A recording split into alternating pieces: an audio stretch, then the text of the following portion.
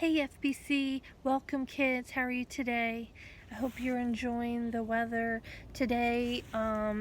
It's Friday, so it's a couple of days before church, and the weather's beautiful. The sun is out. It's not raining like it has been raining. So I went outside today and I decided to work in my garden. And it gave me a really good time to spend with God and to just listen and just look at all the beauty that He has for us. Some of the things that I saw, though, made me think of our moms in kind of a weird way. But anyway, hang in there with me, right? Okay, so right here at the bottom of this fence right there that I'm pointing to, do you see that fence? There is some plants there, and they're asparagus plants. The thing with asparagus is, though, I have to work really hard to keep them going and to keep them alive, and I won't be able to harvest them for 3 years. So I have to pull all the weeds out of the asparagus bed, put mulch down and really good rich soil. And I was thinking of our moms. Sometimes our moms have to say no. It's kind of like pulling a weed. When you say, "Mom, can I?" She's like, not a good idea. Sorry. Nope, that's not a good idea either. You can't do that. No, maybe that friend isn't a good idea to hang out with. Maybe they're a bad influence, or maybe you're not making good choices with them. Sorry. All of these things our moms have to tell us no about, and they're pulling all of the weeds around us, trying to help us so we have a good chance to grow stronger and be healthier. And so it's kind of like my asparagus.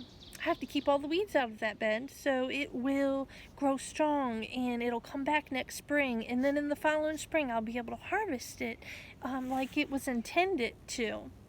And it's kind of like moms when they just say no. They're keeping you safe. They're growing you up, teaching you how to make good decisions. So when you're older, then you also can go on and make good decisions. And then I went to right here above me is my peach tree. See the peach tree? And the peach tree has, and I'm going to come over here with you. It has beautiful little peaches all over it, right? But guess what? It has too many beautiful peaches, and they're all over. In fact, so much so that my branches are starting to touch the bottom, touch the ground, and it's too many. They're too heavy for my branches. And so I started to do this, have to take some of them off. Even though they're good peaches, I can't keep them there because the others won't grow as well. And also, like I said, my branches would break on my peach tree. And then I was thinking of moms again.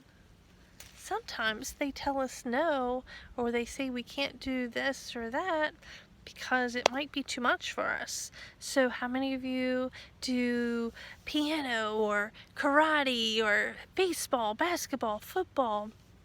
And sometimes we want to do all of those things and we're so excited. But our moms, they have to say, sorry, you gotta pick this one or that one. Or they say, well, we really can't do all of it because it'll be too much for our family. Have you heard that before? It's kind of like this peach branch. Sometimes it's all good things. All of the peaches are good. But if I leave all of them on here and I try to keep all of them, my branch will be weighted down, it'll be burdened, and it'll break.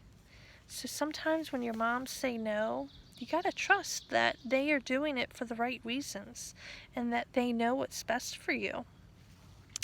Also, our moms are jugglers. They do lots and lots of stuff, right? They do lots of things. They are cooks. They are cleaners. They're boo-boo kissers and nurses. These days, they're teachers. they've always been teachers, but now we're actually teaching you guys other things too from school.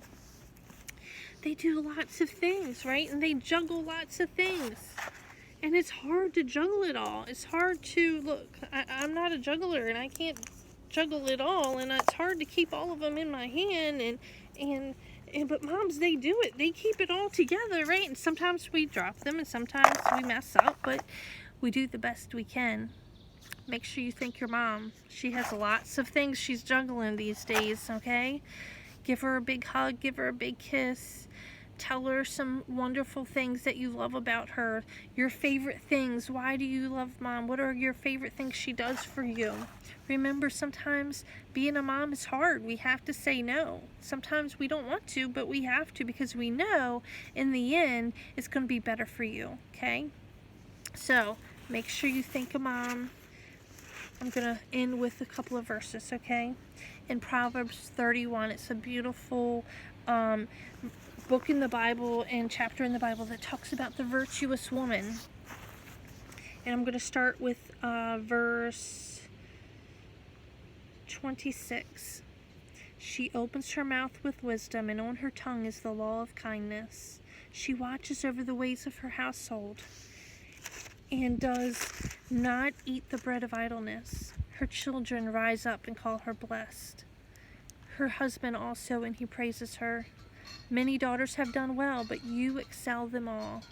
Charm is deceitful, and beauty is passing, but a woman who fears the Lord, she shall be praised. Give her of the fruit of her hands, and let her own works praise her in the gates. Make sure you thank your mom, your grandmas, your aunties, all of those women in your life. Even if they don't live with you, it takes a village to keep you safe, to keep you fed, to keep you happy and doing the things that you do. So make sure you thank all of the women in your life. They all play a special part in keeping you healthy and growing you and to be the young men and women that you one day will be. We love you. We hope that you have a great day celebrating your mom. Try really hard to do anything that you can think of that would just put a smile on her face and let her know that you appreciate all that she does. Take care.